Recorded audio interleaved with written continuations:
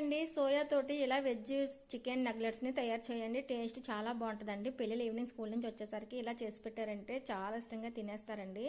చాలా క్రిస్పీగా కూడా వస్తాయి, అది కూడా మీకు చూపిస్తానండి. చూడండి ఎంత క్రిస్పీగా వచ్చినాయో.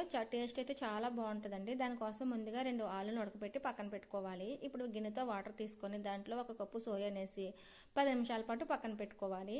మిక్సింగ్ బౌల్ తీసుకొని ఉడకపెట్టుకున్న ఆలుని తొక్క తీసి ఇలా తురుముకోవాలండి.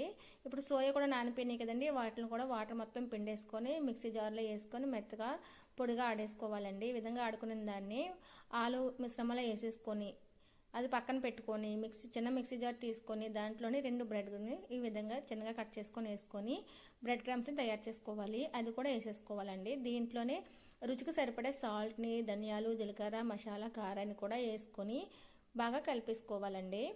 ఇందులో వాటర్ ఏం అవసరం లేదండి. సోయాలోని అలానే బంగాళదుంపల్లో కూడా వాటర్ ఉంటుంది కదా, అది సరిపోతుంది. ఈ విధంగా మొత్తం కలుపుకున్న తర్వాత ఇప్పుడు చిన్న ఉండ తీసుకొని ఈ విధంగా చేసుకోవాలండి. ఇప్పుడు ఎడం చేతిలో వేసుకొని నగ్లెట్స్ని తయారు చేసుకుందాము. ఈ విధంగా చేసుకోవాలండి. మొత్తం అన్నీ చేసేసుకోవాలి.